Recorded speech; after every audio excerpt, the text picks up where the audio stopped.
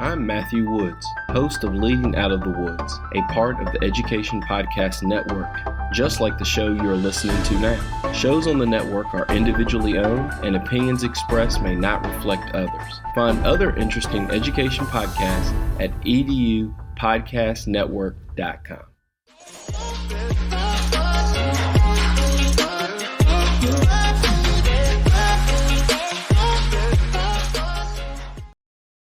Good morning, everybody, and thank you so much for joining us this morning here on My EdTech Life.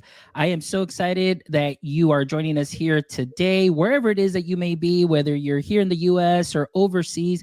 Thank you so much for making us part of your day. And today, I'm really excited to have an amazing guest. And again, like I mentioned, 2 shows in 1 week. I know we do that all the time, but you know, sometimes everything lines up and we're able to get just guests that I've been looking forward to get on, or people that I'm hearing are doing great things. I'm listening to their podcast, and it's always a pleasure and an honor to have these education leaders, you know, hop in, visit us on our show, just so we can have some great, deep, enriching conversations, not only for you, but for everybody else to listen to. And today is no exception. We have Mr. Ryan Scott here, who is joining us today. He is straight out of Western Kentucky. Ryan, how are you doing today? Man, I'm glorious. It is it's an awesome fall Saturday morning here in Western Kentucky. As you probably see, I've got my 24-ounce. I am ready to go. I'm locked away in the bedroom, so the kids and the wife cannot bug me. I am super stoked to be on the My EdTech Life. Ready to just, interact, get my stuff out there, talk to you. Maybe make couple new friends. Exactly. And that's what it's all about. You know, My EdTech Life, it's all about connecting educators and creators one show at a time. And I just want to welcome Mel to the show. Mel is just a great supporter of the show. She's a great friend. She is definitely a connected educator and a great connector herself. So Mel, thank you so much for joining us here out of Cali, Colombia via Australia. So that's awesome. And of course, we've got Mr. Josh Tovar. El Jefe. Here. That's right. El Jefe is joining us this morning. So El Jefe is here. And like I said, you know, one of the ways that I got to know a little bit more about who you were, Ryan, is because I kept seeing Josh. It's like Ryan Scott, Ryan Scott, Ryan Scott. It's like, who is Ryan Scott? And so, of course, through the power of Google and social media, I figured out, I was like, man, this Ryan Scott is legit. I really enjoy your work. I love your social media content that you put out, so much positivity, so much affirmation, but also, you know, you're such a positive person, and the guests that you've had on your podcast have been amazing. And we'll talk about that a little later on here in the show. But first, for our first time viewers, listeners, people that may still not be familiar with your work, Ryan, give us a little introduction about who you are, and if you can also let us know your context in education, and if you don't mind adding one interesting thing about you that people may not know. Absolutely. So I am Ryan Scott. I do hail from Western Kentucky, the lovely Henderson, Kentucky, which if anybody is ever in the area towards the beginning of June, we have this amazing blues festival. It's awesome. We're right here on the Ohio River. It's the W.C. Handy Music Festival. Wonderful blues music, and just a great time all around. Great place. But I don't know if you can hear, but I am a dad of 4.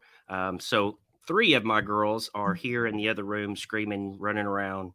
It's Saturday morning, so here at the house, that means chores. So mama's trying to get the girls to work. Anybody out there with kids knows sometimes that works, sometimes it doesn't. I'm also, this is really weird to say, I'm also a dad of a college student, which, makes me feel extremely old. But my daughter is a freshman at Murray State University. I tell you, I think she's going to take after me and go into the servant business. She's looking at social work. So I'm super excited about that. I am a assistant principal at a high school about 30 minutes south of here. I'll tell you, one of the things I'm really passionate about is rural education, and it's really awesome to be in a rural district. But I've spent, let's see, this is year number 15.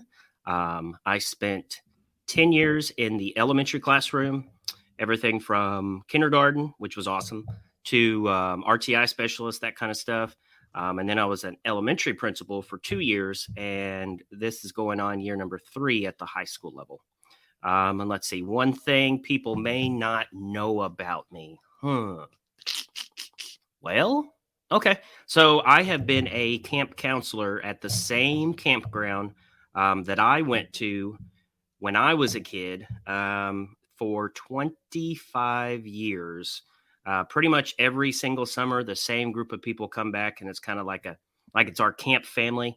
It is in Santa Claus, Indiana, which, yes, there is a place. And if you Google it, there is an amazing amusement park there called Holiday World. Amazing place where I grew up. But yeah, that's something about me. I've been a camp counselor, camper at this United Methodist campground for, I'm guessing, 25 years. Wow, that is amazing. That is amazing. And Ryan, I mean, you find time to do all of this, and we're going to get into that. And you've got your 4 girls there, you've got your college student, you've got your job, and then of course you've got your podcast. So I don't know, sometimes it's like we wonder, it's like, how do we do what we do with just 24 hours in a day? But we'll get to that. But one of the things that I love about doing this show, Ryan, is when I get to meet people like you that are doing some great things out there in education and getting to share just all that amazing things. I always want to know, how did this all start? Like the origin story. Yeah. Were you always interested in going into education? And if so, what was it that inspired you? Or could it have been something, that fork in the road moment where it's either this or that, and let me just jump into education just because? Let us know a little bit about how this started. Yeah. So if I was to have a DeLorean in my garage, and you guys that are listening were to hop inside that DeLorean with me, and if we were to go back, let's see, 20 years. So 20 years ago, approximately, I was a senior in high school, and I was probably as far away from the path of education as most people could probably be. I was not in a good headspace, severe depression, lots of drugs to cope with that severe depression, very lost, did not see my place in this world. And, when you don't have a purpose, it's really, really, really hard to put up with the hardness that throws at that is life. I tell my students all the time, life is the hardest thing you ever have to do. And anybody that tells you different on drugs or an idiot. Well, at that time I was on drugs. So at that time I was wanting to go so I came from a family where my father was blue collar. My mother was educated. Mom had her master's. She was in the school system. And so I had really 2 choices. Did I want to go to college, or did I want to do the union thing that all of my other family did? And I just thought I just had to do the college thing. That's just what you do. So I went to college. And initially it was marine biology. I wanted to go to marine biology, but I decided I didn't want to go to Florida State. So I went to Murray State, where they had an aquatic biology program. That freshman year, it was just my way to get out of the house and do whatever I wanted. So I did, and went further into, depression, drugs, all of that stuff. And so after my freshman year, I kind of dropped out and moved to Louisville, Kentucky with some friends of mine, and just lived the life, doing whatever. And somehow through all of that, made my way back home, and was going to University of Southern Indiana. And I was 21, 22 when I found out I was going to be a dad, very unexpectedly. Definitely not something I wanted at that time. Definitely not something I needed at that time. But I used to refer to my oldest as the best mistake that ever happened to me. But after telling this story to one of my high school students, they said, Mr. Scott, you can't call her an accident. Or a mistake. She is your happy accident. And so because I found out I was going to be a dad, I was like, I need to get sorry for language, I need to get my shit together. And at that time, I was bartending at a place here in Henderson, and I knew that education was a great job for parents because my mom was in it. And so I say this laughingly, but not really. I chose education for the summers off because I knew education was a good family-focused career. And it just so happened the community college here in town had a education program where they partnered up with Murray State. And here's how God works. One of my regulars at the bar where I was bartending was able to get me a grant to pay for my first 2 years of the community college. And so, like, looking back, like, I firmly believe God puts you in particular places at particular times for particular reasons. And I don't know if it hadn't been for that relationship, if I wouldn't have jumped into education where I did. But I jumped into the program. Initially, it was elementary ed, but when I went into my first classroom, I was hooked. I was like, yeah, this is exactly what I needed to do. I've always had that. My wife and I call it the John Lennon syndrome. You may say I'm a dreamer, but I'm not the only one. Someday I hope you'll join us and the world will live as one. So I always wanted to make my mark or change the world somehow. And when I fell into education, like, this is it. Like, this is how I changed the world. And it has been a struggle. I'll say that. I did not have it all together my first several years. I tried to quit several times.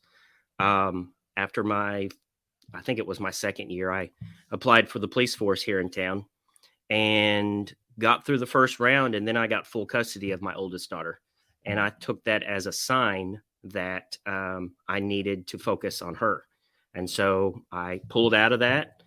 And then on down the line, a couple of years, I met my wife and got married with her. And then again, I tried to leave and I applied for the state police force. And again, I was going through the process and she became pregnant. And she essentially said, Ryan, we are not moving to the other side of the state if you were to get this. And so I came back in. And ever since, I don't know, you sometimes you just know you're in the right spot. And it has been a 20-year process. People ask me all the time, how can you be so optimistic? And I'm like, that is not by chance. I did not become optimistic till I was 30 years old. When I was in counseling and therapy, I remember as a 16, 17, 18-year-old, my therapist at the time tried to get me to read a book called Learned Optimism. And I never read it. Maybe if I had, who knows? But point is, it took me 30 years to learn optimism. To me, it's a choice. To me, every day you wake up, for me, it's called God winks. So every day I go into the world looking for God winks. And I promise you, every single day, there are signs that you are where you are supposed to be. You just got to pay attention to them. And so, yeah, I hope that answered your question and wasn't too long of an answer. No, not at all, Ryan. And, actually, I really appreciate, just how transparent and open you are. It's sometimes, it's hard for people to be vulnerable and really share stories just like you did. But, along the way, exactly. But why? But it's something that has made you who you are today, and the heart that you have and the passion that you have for what you're doing, because you're making a difference, each and every day. Sometimes it may be difficult to see that, but like you said, those God winks are those reminders that, yes, you are where you need to be. Because oftentimes I think as educators, or actually as people, we can fight and continue to just argue and just shake our fists and over things that, if we just say, you know what, let me adapt to the situation, to the here and now, and then you can easily overcome it and continue. Sometimes we spend too much energy on trying to get things to the way they used to be or the way that you want them, but you are where you need to be for that specific reason, that specific season of in your life. And there's going to be good fruit coming out of that. And this is something that I see from you and following you on social media and just hearing your story. I'm like, man, this is deep, this is great, and this is wonderful. So I really appreciate that from you, and I'm pretty sure our audience members too do appreciate that. I mean, I see Mel here posting up, so many ups and downs, so much growth, but on such a challenging path. And sometimes that's the path, that's the way that the path works. So thank you so much, Ryan. Now let's talk a little bit now about now falling into education and some of the struggles once you're getting into that classroom. You were fighting this, where I'm like, okay, I'm here, but I want to do police force. I'm here, I'm going to go police force. But now, okay, I am back. I'm 100% committed to what I'm doing. But, along the line in your learning process, as you move up to administrator, what were some of the biggest challenges that you can recall? And let us know a little bit about how you overcame those challenges. Okay. So I think pretty much everybody knows that, or anybody that's listening out there would probably agree with me that ed prep programs do not prepare us for the classroom. Anybody that's out there in ed prep world, look, I love you guys. I love what you're trying to do, but I'll be honest, most of us that have went from college straight into the classroom were woefully unprepared for what the classroom actually is. We spend too much time trying to figure out how to write that perfect lesson plan. Way too much trying to figure out how to align your standards with, the curriculum, how to align the pacing guide, all of that. Look, I'll be the first to say I'm not a content guy. I don't give two squats about the content. I don't really care about the curriculum. Yeah, it's important. But for me, the content is just a vehicle to teach life. So like when I jumped into this whole thing, I was a fourth grade teacher. And with a class of, I want to say 30, and they don't prepare you for classroom management. I had 0 classes on classroom management. No one ever told me what to do. They might give you a couple strategies.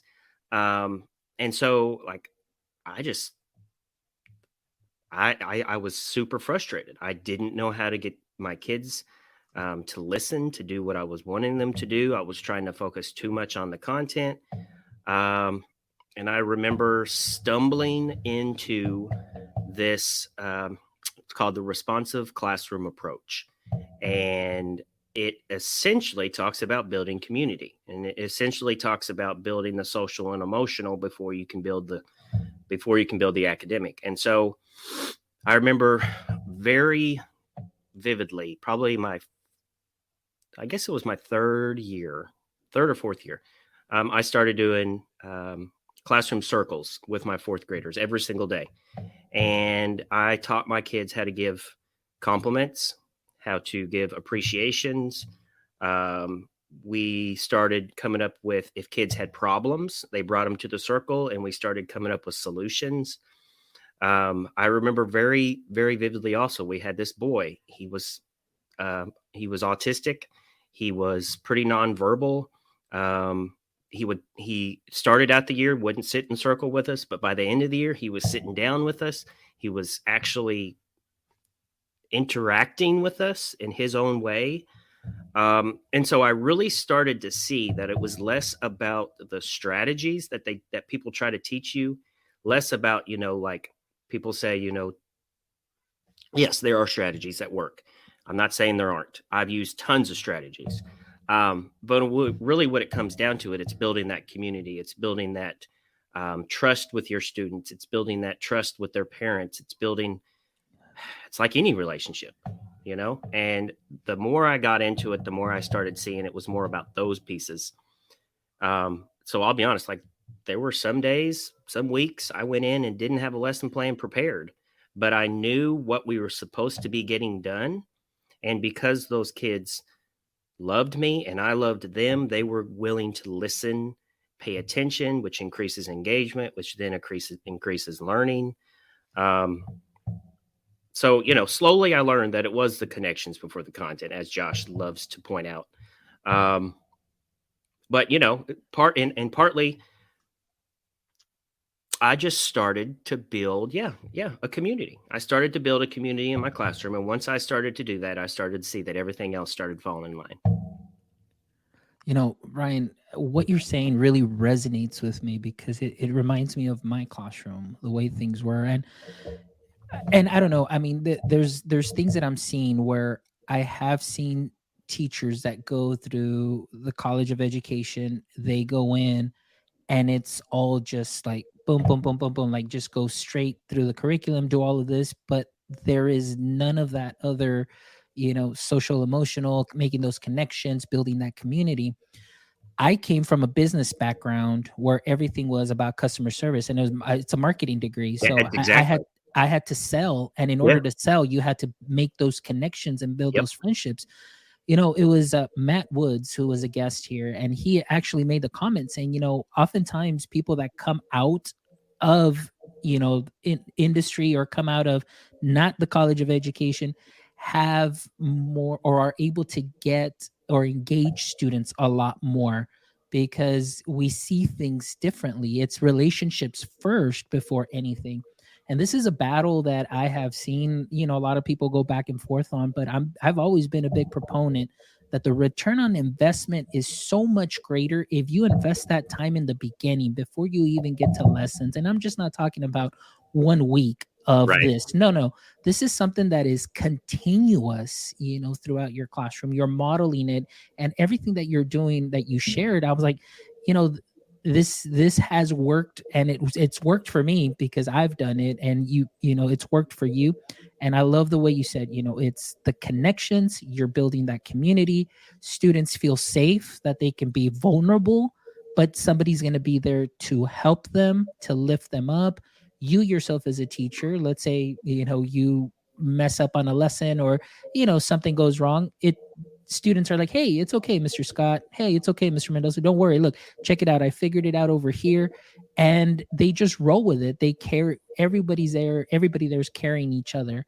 And that's one thing that I loved about being there in the classroom. And, I'm with you. It's always connections before content, 100%. Now, let's talk a little bit here about building community too, because this is really the title of the show. And you taught us, you've already talked to us a bit about that building community aspect within your classroom. You did mention parents. And for me, Mm-hmm. that is a huge component that I feel that many districts fall short on. Oh, That yeah. when they say or use the term learning community, they're like, well, that just includes our kids, our principals, and no. Nope. That includes our parents. So talk to us a little bit about that, Ryan. How have you been able to build community? Either as a teacher, maybe giving us some tips on how that worked for you, and now as an assistant principal, how do you continue that work? Yeah. So, first, I want to say, one of the single biggest, in my opinion, things that started to derail education is when we went away from the notion of community schools. In my opinion, every single community needs to have their own school. Um, you know, all the way from the smallest towns to the biggest cities. In the big cities, there are neighborhoods. So why not have the neighborhood school? We have went away from that. We have lost our identity. It used to be, and I say this all the time, the two, how do I say it, most respected people in a community at one time were the priests and the teachers. And the community revolved around those two people. There was a house of worship and there was a schoolhouse in every single community, and it was valued. And because of funding debacles, I don't know what it's like here, what it's like in Texas, but here in Kentucky, it's property taxes. So because of property taxes, we have started, closing down community schools, merging schools. And when you do that, you lose, in my opinion, you lose that identity. There was a time when everybody believed, rightfully so, that in order to have a strong community, you had to have a strong education system. You had to have a strong schoolhouse, and people understood that. So having said that, yes, community is what's inside, but it's also what's outside. And so things that I have done, well, so I'll say this. At the elementary level, we do a really good job of inviting parents in. I'll say most of us. I say we also, for the most part, do a really good job, teachers making those positive phone calls, having those conversations. But for whatever reason, the older a child gets, the less and less that happens. To where, and I'm guilty. Look, I'm guilty. When my 18-year-old was in high school, I'll be honest, I didn't even know what classes she was taking because she was a good student. I just trusted that she was doing what she was supposed to. I kind of waited for somebody at school to call me.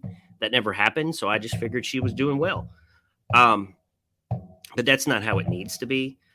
I'll say there are a lot of parents also that, and maybe we have done this to ourselves, but they look negatively sometimes at our schoolhouses. And what I mean by that is sometimes as educators, we come off as snooty. And sometimes we come off as, we know more about your child than you know about your child. And so we make the decisions about your child instead of inviting the parent in to make the decision with the child. So some things that I do or have done, when I was a principal, we started off every year with a big block party. And I would have barbers there to cut hair. I would have food trucks there to serve food. We had a barbecue contest, and I don't know what it's like in Texas, but we smoked bologna. And so we would smoke bologna and pass it out to all the kids, all the families, because anybody in education knows if you feed them, the people will come. So we had food for them. We had live bands that were playing. I had community resources. So like I said, the barber, but I also had dental screenings, dental cleanings.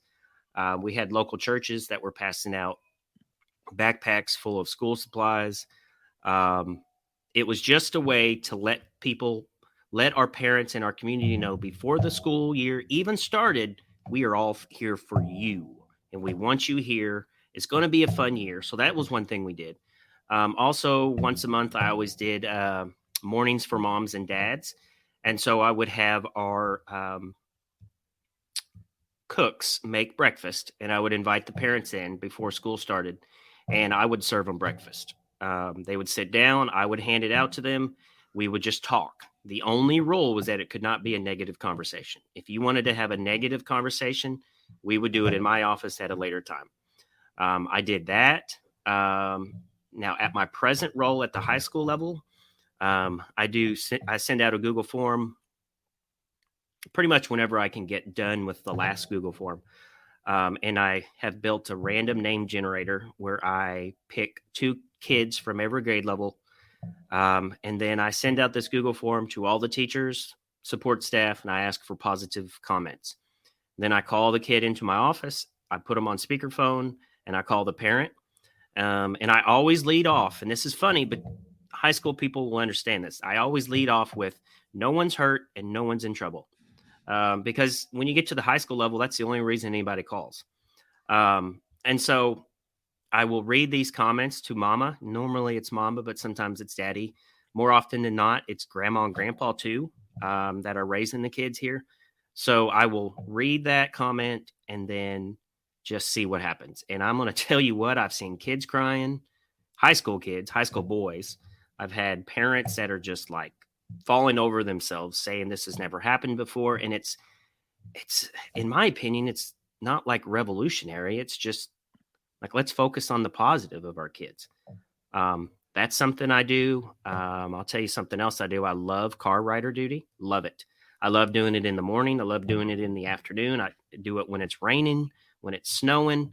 And I make a point to wave to everybody. If parents' windows down, I'll talk to them. Maybe it's the bartender in me from my past life that just likes to talk to people. But I just find if you just hit up your parents in conversation, you don't talk to them like you're an educator. Sorry, educators. You talk to them like you're a real person. I just find they trust you. And if you put in that work, there have been multiple examples of this. multiple examples where I have talked to a parent, I have bragged on a kid, and then 2 weeks later I had to suspend them. And you know what? The parents were not that they were fine, but they were way better than they probably would have been if that hadn't happened. And then I'll tell you one story and then I'll throw it back to you because I know I'm talking too much. No, this is great. This is gold. This is gold, Ryan. Like we're really getting like a lesson. This should be a course, seriously, in the ed program, ed prep programs for sure. I All right. appreciate that. So one story, when I was an elementary teacher, I had done something that one of the mamas, my students' mamas, did not agree with. So essentially, this little girl was making a lot of ruckus in my class, and I'm a firm believer in tough love. I'm going to love you. I'm going to love you, love you, love you. You're going to know I love you, but I'm also going to hold you accountable because accountability is the truest form of love. So this little girl is just causing scene after scene after scene, trying to get out of my class, and I'm turned around teaching. And she goes, ah, and she says, I just stabbed myself in the eye with a pencil. And so I ask all these kids around her, and they're like, no, she didn't do that. So I was like, you are not going to the nurse. I'll tell you what, when class is over, you can walk down there and the nurse can check you out. Well, you know how kids do. They went home and completely twisted the story to make it sound like Mr. Scott with his, I stabbed her in the eye and I would, no, whatever. Anyway, mama comes to the schoolhouse. Long story short, I have to sit in a room with the principal, assistant principal, guidance counselor, the mama, and the mama across from me cussing me up and down, like literally cussing me out, screaming, yelling. But I'll tell you what, by the end of that conversation, she was crying and we were hugging because I let her get it out, because sometimes that's just what we need to let our people do. She got it out on me. And I just came back with her by saying, you know what? I would rather you be here, be the upset parent, than the parent that I can't ever get a hold of. And, I've really taken that to heart, that even those parents that call and they are the thorn in your side, at least they are invested in their child's education. I know people out there know this. Like at my school, we have Infinite Campus as our student support, our student information system. And you'll have like 8 contact numbers. And by the time I have gotten down to the 8th number and still cannot get a hold of anybody and no one ever calls me back on this poor child. So I would much rather have the parent that calls and is upset than the parent that is apathetic. There you go, man. Ryan, everything that you've said and you talked about, it's so simple. It really is, and it's practical, and there really isn't a formula that is out there. It just seems like it's really like common sense, things to do, and just focusing on those positives. But oftentimes I find myself, we're surrounded with people that oftentimes just focus on the negative instead. Oh, test scores, oh, this negative test. Okay, well, let's see which kids are doing great, which kids improved. Like Josh Tovar says, those gut kids, who's watching out for those gut kids? Are those gut kids there in the middle? Are any of them moving up? Yeah. That's a win. Those that are at the bottom, that's a win. But then it's all like, oh no, we're not doing good. But you're just generalizing and just saying, okay, everybody did bad. But in reality, the story is different. But it just seems that way, where, and I get it, teachers are frustrated right now. A lot of them, are having some hard times.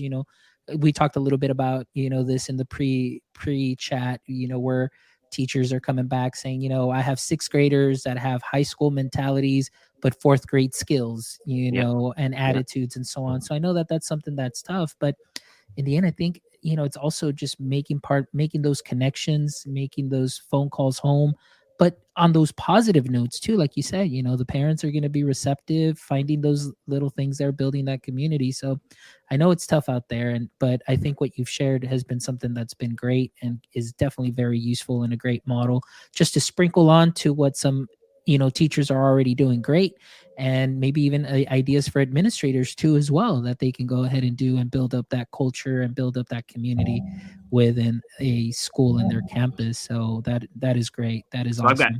I've got one more idea that I definitely want to get out there. Yes, of course. Kind of speaks to that. So yeah, you're right. We definitely focus on the negatives way too much.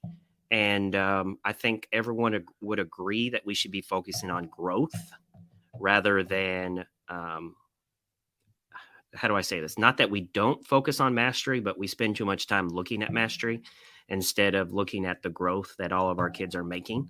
And so, something I did at my last elementary school, and something I will bring back when I have my own school again, is we had this, we had the growth wall. And I was trying to build a mindset, a culture of celebrating the growth, whatever that is. And so the idea was anytime a kid does better for anything, they were to run down, literally, they were to run down the halls and sign the growth wall.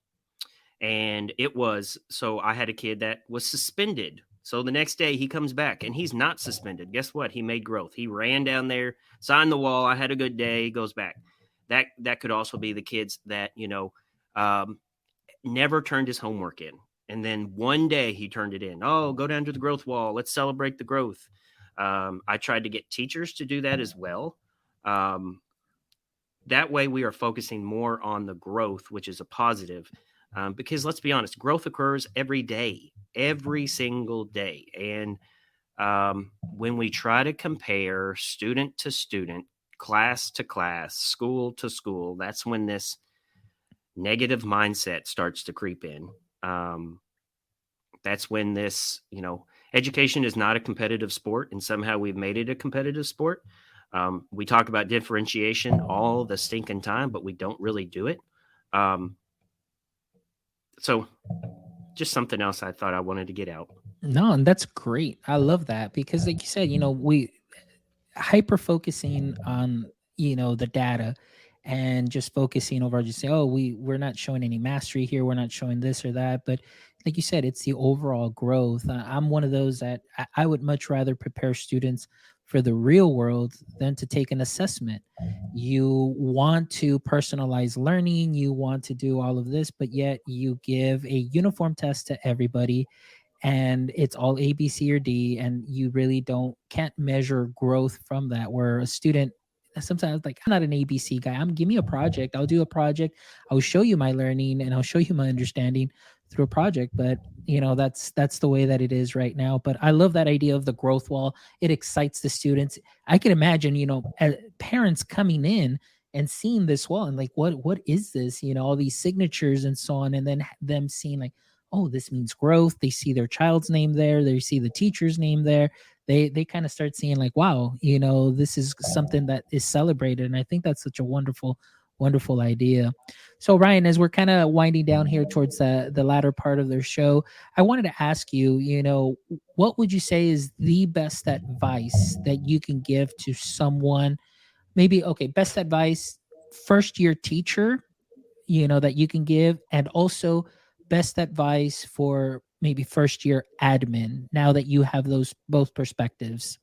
Okay. So first year teacher, um, point blank, find out who the kids like the best. Find out which teacher they liked the best.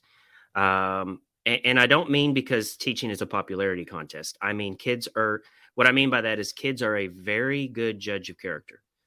You cannot fool a child. And so if a child really likes an adult, there's a reason that they really like that adult. And so I would hang out with that adult. I would eat lunch with that adult. I would pick that brain's adult. I would find out what is that adult doing. And maybe the adult doesn't even know what they're doing, but find out what the adult is doing to gain the heart of their, of the student. But I would also say this: sometimes those adults, other people can be jealous of those adults, because you're always going to have your negative Nancy's in your school, the ones that are of the what I like to say the old school mindset, where it's all about compliance, and the ones that say don't smile until Christmas, which is a lie. The ones that want to hammer the content into their kids. Look, we're not in that era of education anymore. So hang out with the teacher that the kids love the most. And I'll tell you, as an administrator, a couple things: slow down, slow down, slow down. And I can say this because I did not my first principal job. I came into a school that had a lot of opportunities for growth, and I'm a man, so inherently I'm a fixer. So I jumped in and tried to fix everything at once, and that did nothing but overwhelm my folks, and I learned that very, very quickly. So slow down, focus on one thing at a time. And quite often, that's probably not, at least in my opinion, that's not the academics. And I would also say trust your people. If you can't, okay, so this is my opinion, and much to the chagrin sometimes of folks I work with. But if you have to check your people's lesson plans every single week, then you don't trust them. And if you don't trust them, they don't need to be in your building. I work under the assumption of I trust you until you give me a reason not to. So I'm not the guy that checks lesson plans every Monday, every Tuesday. I might go weeks without checking a lesson plan. But if I see, after looking at the data, that students are not learning in that classroom, that's when I start, And I would also say you need to take the work under the premise that everybody's doing the very best that they can. When you do that, it changes everything. So you have a teacher that is really struggling with classroom management, or kids are not learning in their classroom. Come at it as they are doing the very best that they can. And so then it's your job as an administrator to find those supports to help them out. It's not your job to, because I've seen it. I've heard the administrators that talk smack about teachers that aren't performing in the classroom and really, degrade them. If we take the assumption that everybody's doing the very best that they can, it completely changes your perspective. And then the third thing for administrators, find out what you can do to make school fun. I always told kids in my classroom, if you're not having fun, you're not learning. And so what can you do at all levels, K through 20, what can you do to make learning fun? There you go. Well, I mean, those are some great and solid pieces of advice that you can give to any first year and admins, and I love the fact that, you have those different perspectives there. You've got the classroom experience, you've got the admin experience, and, we've got Josh Tovar also joining in here also as well, just kind of reiterating some of the stuff that you said, being in the classroom. I love what he always says here. You can't fake the funk with kids. You can't fake the funk with your teachers either. Amen. So Amen. you could do that. And then, also, quoting some Todd Whitaker here, assume people are doing the best, that they can. So there you go. So thank you, Josh, for participating. I want to give a shout out to Tim Cavey also as well, who joined us or is joining us also and viewing the show. So Tim, thank you so much. I know he's getting ready for his show that he does live right now in a couple of minutes as well. Ryan, let's talk about your podcast. All right. So let us know what was the idea behind it, or when did it start? Was this a pandemic podcast, much like mine? Tell us a little bit about that story. Yeah. So I don't sit still very well. And, I'll be honest. I'll be very honest. When the pandemic hit, so as an administrator, essentially our job is around kids. And so when there were no kids in the building, I felt completely lost. Like, what do I do? I am the assistant principal that learns every single kid's name in my school. We have about 700 kids, and it's my job, in my opinion, to know every single kid, know where they come from, where they live, know what's in their backpack that they bring to school every day, know what their ACE score is, so to speak. And so when there were no kids in the building, I felt lost. And I'll be honest, I started to go into that funk like I had 20 years ago, because I just didn't feel my purpose. Like, my purpose is not to sit in my office every day and make sure that my teacher's Google Meet links are correct. That was not my purpose. I didn't go into I tried to be a copy salesman. That was the only job I ever got fired from. So I did not go into that to be in the business world. Like, I need people. And so about that time, a good friend of mine, anybody out there, you may know him, Hal Bowman, who is also from Texas. He puts on the Teach Like a Rock Star PDs, and he started this Facebook group called Men in Ed. And it was a Facebook group meant to unite all of the men that are in education, because men are kind of like a unicorn in education. There's not a lot of us, and we were trying to form a mentor group. And so through that group at the very beginning of the pandemic, we made some really great relationships. And then jump forward maybe 6-8 months, something like that. He put on this little clinic one night for anybody that might be interested in starting a podcast. And, again, I didn't know what to do. I was bored. I didn't know what to do. So I was like, this sounds fun. And so my 40th birthday was approaching, and I was like, I'm a goal setter. I was like, for my 40th birthday, what do I want to? Okay, so for my 40th birthday, I want to do a 40-mile hike, which I did 3 weeks ago. And then I also thought, I also want to let's start a podcast. And so January 7th of this year, my first episode dropped. And now here I am today. My 53rd episode dropped with Mark Horner, who is an amazing educator out of Ohio. Look, podcasts are awesome. Like, I call my podcast like my fifth child now.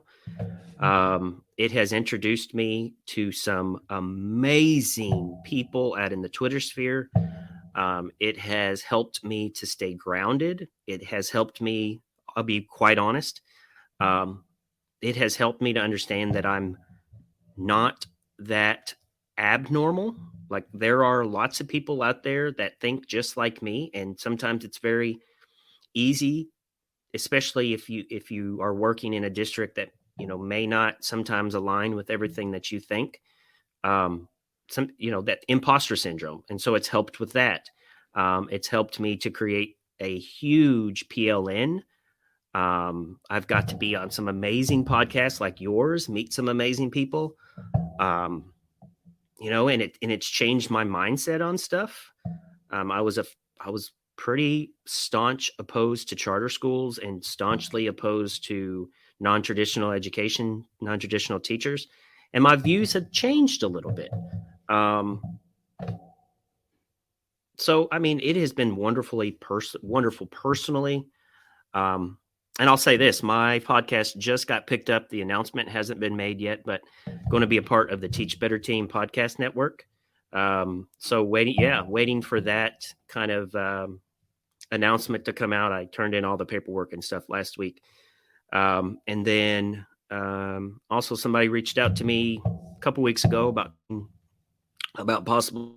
So, I don't know what's on the horizon for Ryan Scott, but it has been a long, strange trip, as Jerry Garcia likes to say, but it has been freaking awesome. Hey, you know what? And that's amazing. Like I said, the opportunities, I agree with you, Ryan. I mean, this podcast also started due to pandemic on April 10th of 2020. And, I never thought that, I'd be going this long. Usually they say it's like 7 episodes. Yeah. Now I'm 98 episodes in, with you. And then I've got my 100th episode coming up on December 8th with an amazing special guest. But what I love about it, Ryan, is just like you said, it's helped me continue to learn. It's helped me see that there are other people, like my friend Luis Pertus always says, there are other like-minded wackos That's right. like myself that have a different view of education, and we want to make our mark. We want to help change. We want to make sure that there's better practices that are out there, that we can collectively get together, share ideas, and really push education to the next level. And so it's been great. And the opportunities, like you said, you call it PLN, I always call it PLF, my personal learning family, right. that you are a part of, and I love that I get to interview you and see your perspectives, your experiences, And a lot of the leadership, right now, a lot of the people that have been on the show have been, we're talking about leadership a lot, as that is something that, a potential next move for me within the next coming year. And I want to learn, and I just love going straight to the source. So if I see somebody that's doing something great, such as you are, and many of the guests that have been here, I'm going to say, hey, do you want to have a conversation? Do you want to be on the show? Because Amen. I know that I'm not the only one that's going to get the PD out of it, but everybody is, they're going to be able to amplify their voice, their ideas, and their thoughts. And it's just about bringing educators, creators together one show at a time. So I love it, Ryan. Keep doing what you're doing, my friend. You're doing some amazing things. And I was about to say, I was like, I'm waiting for that Ryan Scott book to come out, because pretty much it's like this whole conversation. I was like, I can see this as a book. So Right. yeah. Well, there was a time, Mhm. through what I call my wandering years, when I was a creative writing major. Mhm. I wrote poetry and read it at a coffee shop, back in when my hair was long and I drove a '77 Volkswagen van back in the day. So who knows? God knows. Yep, there you go. All right, Ryan. Well, let's go ahead and we're gonna go on to the winding down the show and everything. And I love just to kind of end things just on a cool little calm, positive note and things of that sort. So let me throw a couple of questions at you right now. At this point in time, what would you say would be your edu kryptonite? Okay, so okay. I have been stewing on this because you kind of forewarned me last night that this question was going to be coming. And I'll tell you, like, I don't say like as an ed disruptor because I want to disrupt the system. There are. I'll be honest. There's a lot of things in the current system.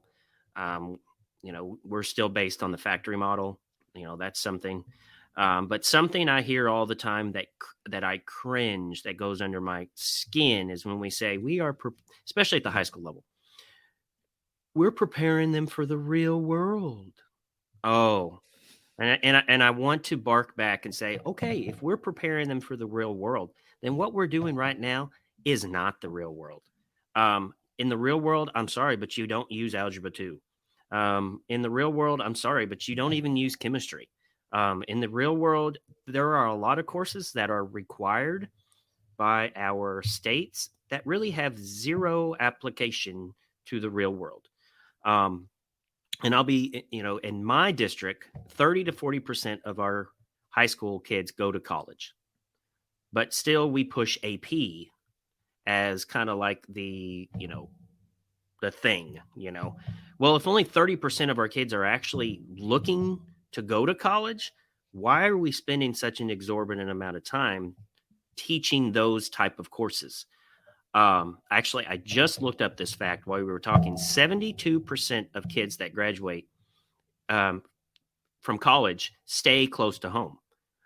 So it's not like people are getting these degrees and going way far away. And so if we are preparing our kids for the real world, then we need to look at what the real world is around. So if we live in a very rural community, why would we send kids to college for these big degrees when, guess what, they can't use it in our hometown? And if they can use it, they're going to move away, which is a brain drain. So in my opinion, the schools have to do a way better job of tailoring their focus to what the community needs. Where I'm at, we were once a very big coal mining community. That is no more at all. So there was a time when kids literally could get straight D's in high school and then graduate and make $120,000 their first year. That's not the case. I'm also a firm proponent that if we're preparing them for the real world, guess what? The real world is about skills. It's not about memorization. So, and this is going to fly in the face of some of my folks.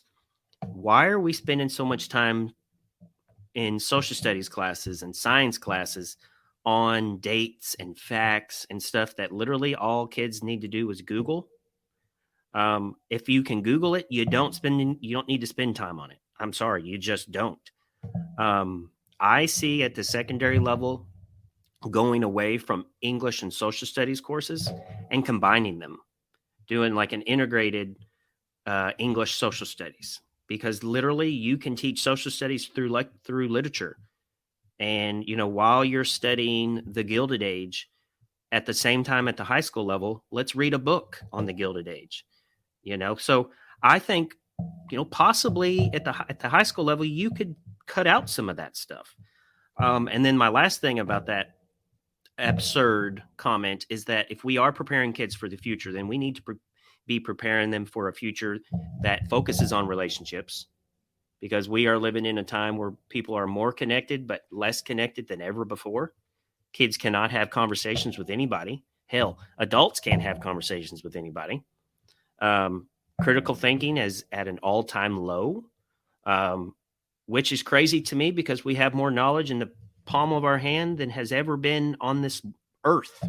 But we can't think of our way outside of a box, because we're spending so much time on rote memory, on ABCD questions. We're spending so much time writing essays. I'm sorry, but there's no reason for a high school kid to be learning how to write a 3.8 paragraph, especially if they're not even going into college. But what that high school kid should be learning is, okay, so we're reading this book about slavery. How does that apply to today? How can we make a more just, a more equitable, a more compassionate society? To me, that's what education needs to start focusing more on, and less on the content. Nice. No, I agree with you 100%. Like you said, the skills that we have now, there's teachers that are using note cards still to do citations and teaching their kids citations. I was like, that there's websites where you can put in the information and Google it'll spit Scholar. out. Yeah, it'll pull out the citation for you. I mean, APA 6th edition, 7th edition, 8th edition, MLA, all sorts of things. But yet they still write them down, have them write on note cards, the parts. And I'm thinking to myself, we, like you said, we need to prepare them for the way they are, for the industries that are out there. Blogging, instead of writing a composition, turn it into a blog, put it on a website, do all those things that are relevant, because those skills, that's the future of work, currently. And then even then it's going to get even to the next level, but at least they're getting that experience now. So yeah, I'm with you on that. I'll say this in closing this. So I'm going to talk about, so if our school experience, if our student school experience mimics what our school experience was, we're doing it wrong. Ooh. I'm just gonna say it. I'm gonna say it. The world that you and I lived in, look, I'm 40 years old. So the world that I grew up in is not the same that these kids are growing up in. And we are doing them a disservice by teaching them the way that we were taught. We have to look outside of the box. We have to change the shape of education.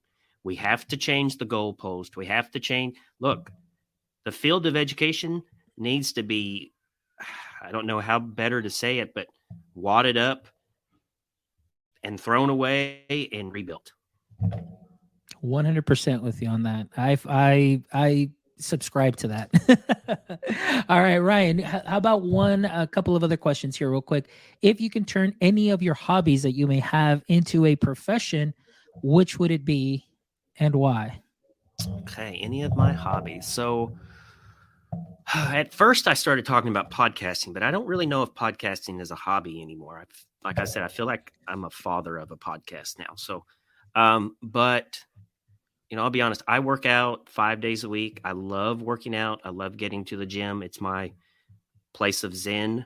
So, I could turn that into a side business, not like, I don't know. I think I could turn that into something. There you go. That's good. All right. So definitely health. And that's wonderful. People need that, that the endorphins, and obviously, the healthier you are, the clearer your mind. And for educators, that's definitely something that's very important, that self-care piece.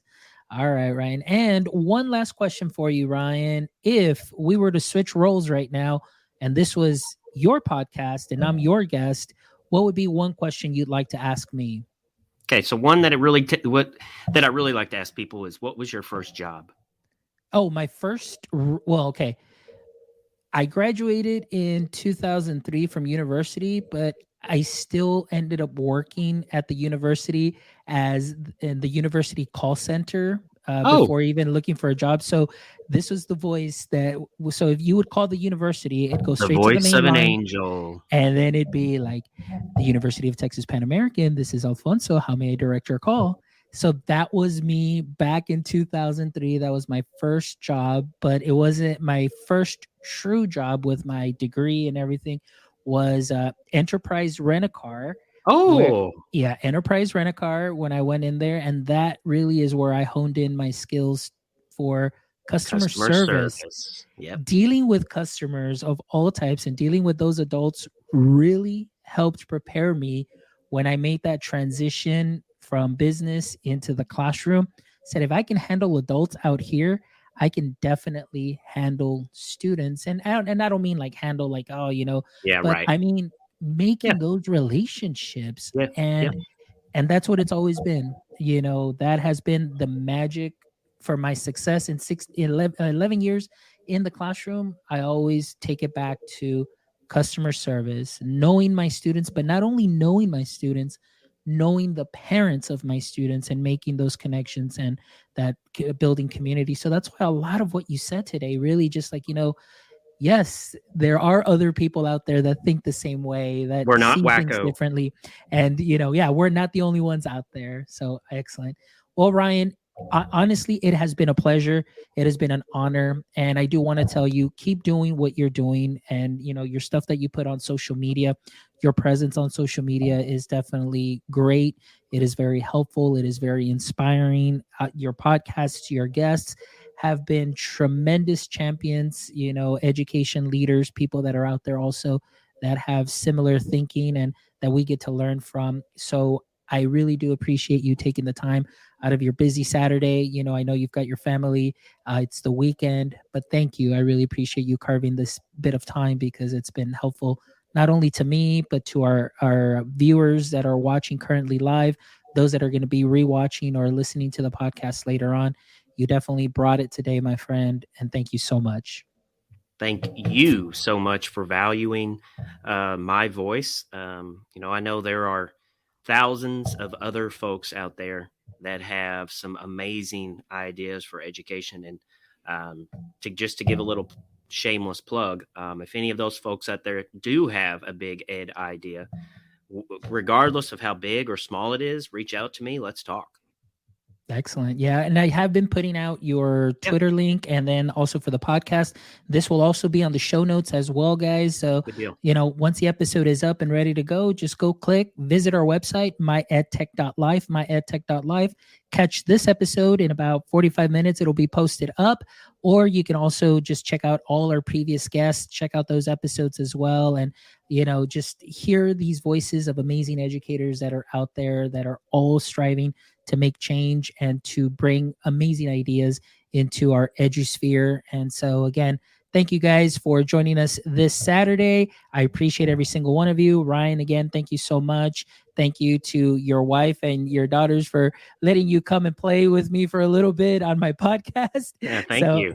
appreciate you. And my friends, we will have a special bonus episode this coming week on Thanksgiving week, and we'll definitely put the announcement on for that. But we will have show number 99 on December the 4th with Katie Novak, and then December the 8th we will have our special 100th episode celebration, and I have an amazing guest that I won't reveal yet, but I'm just excited and thrilled. And as always, thank you, every single one of you that is out there, for listening to our show, for listening to our amazing guests, for making my EdTech life what it is today. And as always, we're always looking to bring you the best and bring you the best of me. So drop us a line, give us some feedback. What are we doing great? What are we not doing great? Let us know. I'm always willing to learn. But guys, until next time, don't forget, stay techie.